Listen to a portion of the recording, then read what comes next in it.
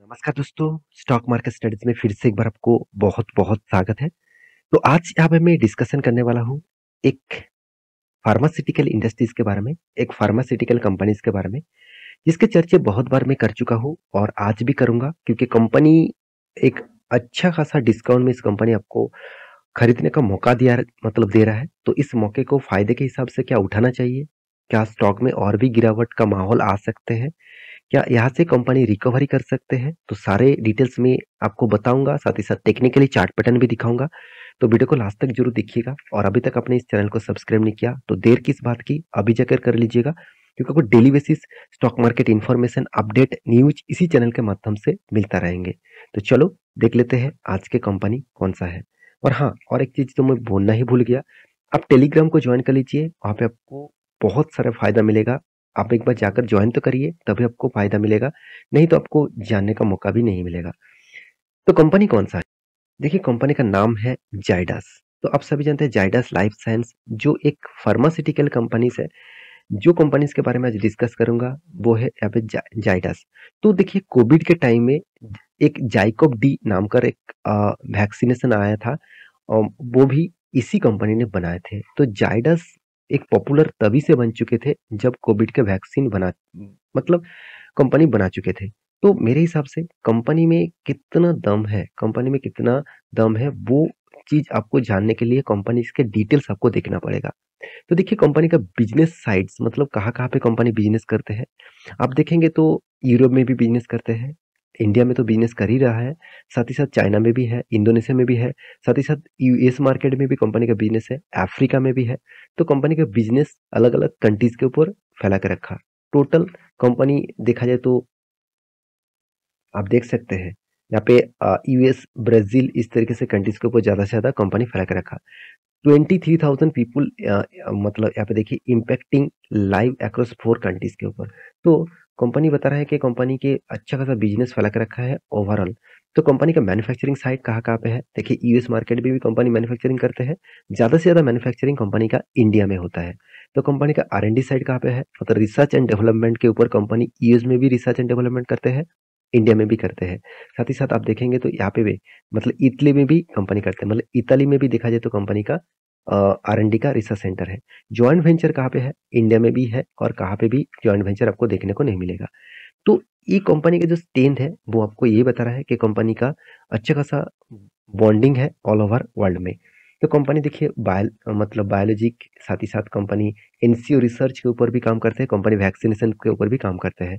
तो मैं पहले ही बता चुका हूँ जाइकोव डी इसी का ही ब्रांड है, इसी का ही प्रोडक्ट है जो कोविड के टाइम में सबसे ज़्यादा पॉपुलर ब्रांड एक मतलब बन चुके थे। तो कंपनी के जो प्रोडक्ट है, कंपनी की जो मेडिसिन है वो यहाँ पे आप देख सकते हैं। क्या अभी इस कंपनी के ऊपर निवेश करने के लिए सही टाइम है? तो उसके लिए कंपनी से कुछ जानकारी और भी आपको लेना पड़ेगा। तो कंपनी की डिटेल्स के बारे में बात करूँ तो यहाँ पे देखिए जाइकोब डी जो है सॉरी माफ़ी चाहता हूँ। यहाँ पे देखिए देखा जाए तो जाइडस जो है वो देखा जाए तो एक फार्मास्यूटिकल कंपनी से बिलॉन्ग करते हैं। देखिए फार्मास्यूटिकल कंपनी जितने सारे हैं वो हमेशा एक बहुत बड़ा स्ट्रॉन्ग मतलब कंपटीशन के माध्यम से उसको गुजरना पड़ता है। तो कंपनी 1952 से कंपनी स्टार्ट होता है, अराउंड अराउंड 70 ईयर्स पुराना कंपनी बन चुके हैं। कंपनी का जो प्रोडक्ट है फार्मास्यूटिकल है। यहाँ पे देखिए जेनेरिक ड्रग्स है, साथ ही साथ ओवर द कंट्रीज ड्रग्स है, साथ ही साथ वैक्सीनेशंस है। तो इस तरीके से कंपनी एनिमल्स हेल्थ के ऊपर भी प्रोडक्ट बनाते हैं। तो इस तरीके से प्रोडक्ट वो कंपनी बनाते हैं। तो कंपनी का अभी फंडामेंटली और फाइनेंशियल डिटेल्स के बारे में बात करूँ तो कंपनी का जो प्रोडक्ट है वो अभी अभी देख सकते हैं। कोविड 19 में वैक्सीनेशन भी बनाया था, इसका नाम था क्या? जाइकोव डी। मैं पहले भी आपको बता चुका हूँ। तो इस कोविड के वैक्सीन के बाद ही इस कंपनी सबसे ज्यादा पॉपुलर हो गया। देखिए लोगों को मन में ना वही चीज दिखता है जो प्रोडक्ट हमेशा डिमांडेबल होता है। मान के चलिए आप लाइफ बॉय जो देखा जाए तो ज़्यादा से ज़्यादा घरों में यूज़ करने वाला एक सॉप है। तो आप कहेंगे सर एक ब्रांडेड मतलब स्टैंडर्ड लोगों के घर में तो नहीं दिखता है। देखिए मैं स्टैंडर्ड लोगों के बारे में बात नहीं कर रहा हूँ। कितने ज़्यादा स्टैंडर्ड लोग हैं इंडिया में, कितने ज़्यादा हाई मतलब रिचेस्ट पर्सन है, बहुत कम होंगे। इंडिया में अभी भी उतना हाई क्वालिटी मतलब अ, एज़ ए इनकम के हिसाब से देखा है तो उतना हाई क्वालिटी नहीं बना है। तो इसीलिए ज़्यादा से ज़्यादा प्रोडक्ट इसी का यूज़ किया जाता है। तो जो प्रोडक्ट का डिमांड ज़्यादा है उसी प्रोडक्ट वो खरीदते रहते हैं और उस प्रोडक्ट खरीदने के कारण ही उस कंपनी का ग्रोथ होता है। जैसे आप देखेंगे तो कोलगेट, वो भी कितना पॉपुलर ब्रांड है। पेप्सोडेंट भी मार्केट में आया, पतंजलि भी मार्केट आया, बहुत सारी चीज मार्केट में आया, तो फिर भी आज तक भी ज्यादा से ज्यादा घरों में कोलगेट आपको दिखेगा। साथ ही साथ आप देखेंगे तो मैरिको का जो नारियल का जो तेल है, तो मतलब कोकोनट ऑयल, तो देखा जाए तो पैराशूट ऑयल, तो इस तरीके से प्रोडक्ट लोगों के मन में जो छप गया ना, वो ही प्रोडक्ट वो खरीदते रहते हैं। तो यही प्रोडक्ट इस कारण के बेसिस से ही ज्यादा पॉपुलर हो चुके थे। तो अभी इस कंपनी में ऊपर क्या करना चाहिए? देखिए कंपनी का डिटेल्स के बारे में बात करें तो कंपनी 42,000 करोड़ का मार्केट कैप है। तो टोटल ओवरऑल बात करो, कंपनी का पी रेशियो भी ठीक ठाक है, return of equity, return of capital employed भी ठीक ठाक देखने को मिला। इंडस्ट्री पी रेशियो के हिसाब से 28 मतलब परसेंट के आसपास कंपनी का पी रेशियो देखने को मिला, तो अच्छा खासा लेवल में कंपनी को देखने को मिला है। एनुअल इनकम 4000 करोड़ के आसपास है। मुझे इस कंपनी में सबसे जो खासियत लगा, कंपनी का कर्जा एकदम ना के बराबर कर्जा है, तो कोई भी डेप्थ नहीं लेकर रखा, तो यही सबसे बड़ा खासियत होगा। क्योंकि जब कोई कंपनी काम करता है तो उसके हिसाब से देखा जाए तो कंपनी का जो डेप्थ है, कंपनी का जो कर्जा है, वो उसको कितना मेंटेन कर रहा है। अगर उसका कर्जा ही नहीं रहेगा तो अगर उसका सेल भी डाउन हो गया तो उसका कुछ फर्क नहीं पड़ेगा।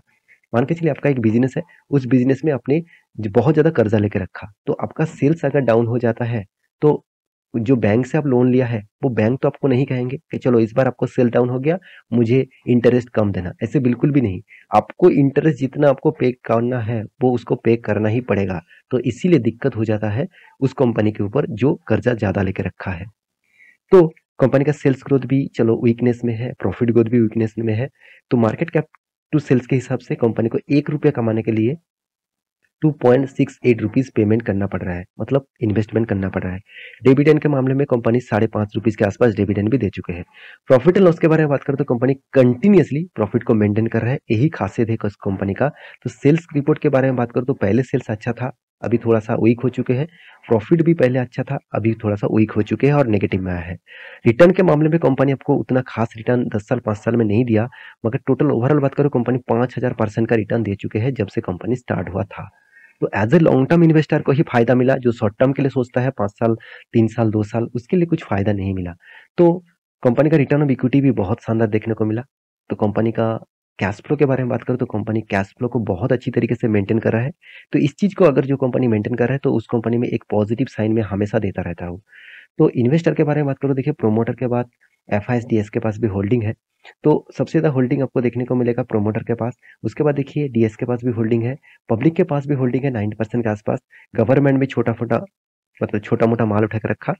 हाँ, एफआईएस के पास जो होल्डिंग था थोड़ा सा माल बेचा गया है। कंपनी के चार्ट पैटर्न के बारे में बात करो तो कंपनी में बहुत ज्यादा वोलेटिलिटी है।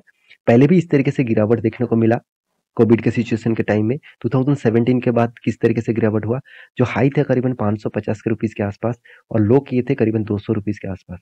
फिर से एक बार हाई किया, देखिए आप देख सकते हैं यहाँ पे जो हाई ब्रेकआउट हुआ। मैं आपको हमेशा बोल के आया हूँ, हमेशा इस चीज को ध्यान से रखिएगा, प्लीज ध्यान से रखिएगा। देखिए बहुत सारे लोग क्या करते हैं ना, मैं आपको एक 10 लाइन ड्रॉ करके देता हूँ। बहुत सारे लोग ये करते हैं, जब कोई स्टॉक बहुत टाइम तक रैली करके एक big resistance and big supply zone को तोड़ता है, तो जब इस तरीके से ब्रेकआउट होता है, लोग सोचते हैं कि चलो अच्छा खासा वॉल्यूम के साथ ब्रेकआउट हुआ, मैं एंटर कर लेता हूँ। बिल्कुल मत करिएगा, बिल्कुल मत करिएगा, क्योंकि ये ऐसे कुछ गारंटी नहीं है कि हमेशा ऐसे होता है।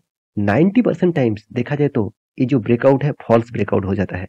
क्योंकि मैं आपको हमेशा बोलता हूँ, जब ब्रेकआउट करने के बाद रिटेस्ट करने के बाद वही रेंज को रिटेस्ट करेगा और फिर से वो रिवर्सल करेगा और हाई वॉल्यूम के साथ, तब एंटर होना। तो यहाँ पे देखिए रिटेस्ट तो किया, मगर यहाँ पे देखिए वॉल्यूम एक क्रिएट तो किया मगर उसको सस्टेन नहीं कर पाया। तो देखिए यहाँ पे वॉल्यूम भी कितना वीक में था, इसीलिए स्टॉक में गिरावट देखने को मिला।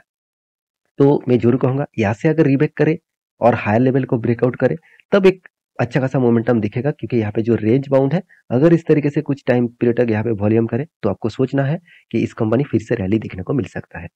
तो मेरे साथ आप जुड़े रहने के लिए बहुत बहुत धन्यवाद। इस तरीके से चार्ट पैटर्न सीखने के लिए मेरे साथ जुड़े रहिए। मैं बहुत कुछ आपको सिखाने वाला हूँ, मेरे इतने सारे एक्सपीरियंस आपके साथ शेयर करूंगा। तो मेरे वीडियो अच्छा लगता है तो जरूर कमेंट करना, मेरे कुछ गलती हुआ तो वो भी कमेंट करना, मैं उसके लिए भी इंतजार करूंगा। और मिलते हैं नेक्स्ट वीडियो में, तब तक के लिए अच्छे से रहिए, अपने ख्याल रखिए, बाय बाय।